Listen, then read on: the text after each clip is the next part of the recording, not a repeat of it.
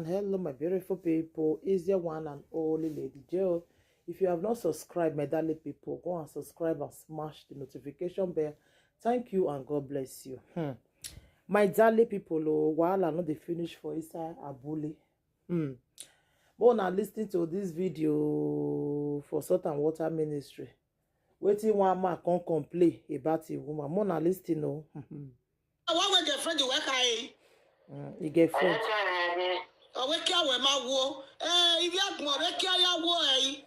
He say he girlfriend say he John Thomas not strong. Hey. Come man. What you soft here? Be or jebe no ginya. Mom, you say I be whether it's soft or be like yam. Oh, what soft? He say the boy say he John Thomas soft. Yeah, what I like here. Sister me mind me experience say me what time go na we make am ya wo eh. Na na get friend when na okwa ba no abi o kan.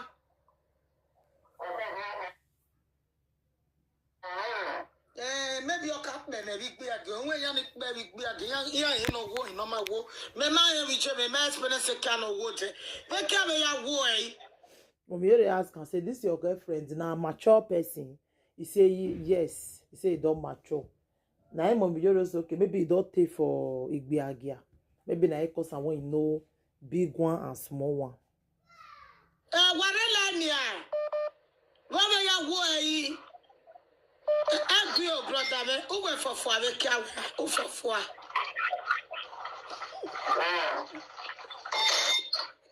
Mom, you say whether the John Thomas yellow.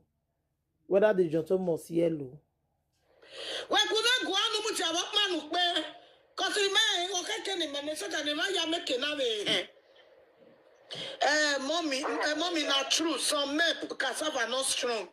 Why, Jay? I went the woman working in my war.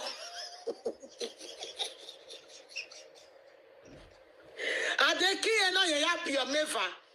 Huh? I can't have your never, Mamma, who want my war. Huh? I can't have a war, all the attic your never. I only back with that than what. Mom, you say John Thomas were not strong. Then they born 2 children. You use the last. Hello, Ebo. That if one the book when I don't matter no, with me abuneki amawo. Me matter no, me boy tell. Ye me go come around. Hello. Mommy, Yori, put something for your mouth. Okay, I don't get time again. Bless I get time, not take her. Yeah, tell ya woman. My mouth is dry. Hello, Ebo. No, no, Baba, me a bena, no, no, we can't wear my woy. Huh? Igba, Mom, you say how many times you with the woman don't see where you come to say your John Thomas not strong. Igbe. Oh, yeah, my bad, the woman here.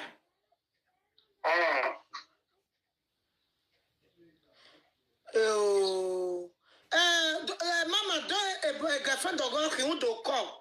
No, don't come in money who when my war. Because my man experience said that. Mom, you say if the woman did like make a call because me can't tell us John Thomas not is strong. My man experience said that the camera war. First time me why I ain't born in a king. Better, hello, Ebo, better Okpagbe now, Okpagbe. Mom, you say whether the John Thomas they stand. The guy say yes. I want a woman way. You can't. Maybe not because say na Oyibo. Say na all those enya. Maybe na cause and where the woman they look say not strong.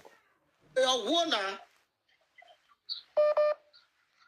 You know me women now. I believe a member no and I fake member Ebo fake member. So don't talk so you not believe her. Hey bro, I want to the comment on me and I believe you. Hey bro, fake me by. I never know my boy Jamioji. Ni me ebo ni me ya ogwana. The program ni me now say 2 years in na Itoria. Baga na ba ye no ki aro. So ebo matori remember one nothing. So again no. So people say the able they lie. Now when me hear story not they lie say na a full member. And since we did this platform, it don't reach 2 years. Doctor. Who any woman nani not ni elele na. Da ba no mu enwe. The doctor ya in the person here. Huh? Okay, what got take her? You understand?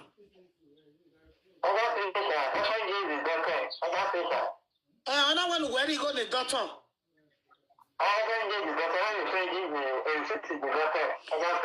Okay, now we send the receipt. The doctor said you were very on now. He said the woman I sent money for her take her out that time. Send the receipt here. Me tell one boy doctor what they are weird. It's a thing on now. Okay, yeah, I want to send the receipt again. Ebo, I close you nowhere. I close you nowhere. Man, I be be. Meva.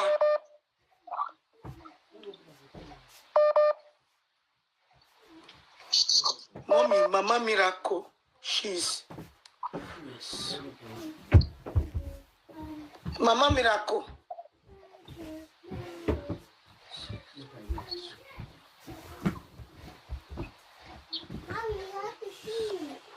But tell them to whom I.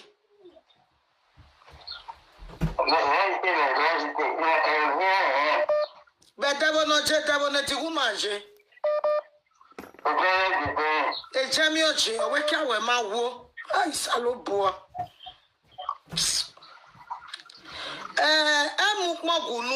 I'm Mugunu because one gave us suspect with fake cookie. Ebo with fake. Why go with Gunu? Why be quite moeba? Umomeva. Maybe you knew it. Maybe you knew it. Maybe you know that boy.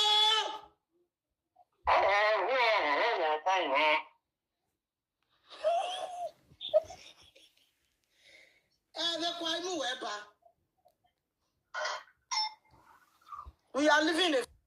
He say in the shame the Oyibo, he put something for mouth when they talk. So my darling people, when I don't ever see this kind of thing, say woman say, John Thomas not strong.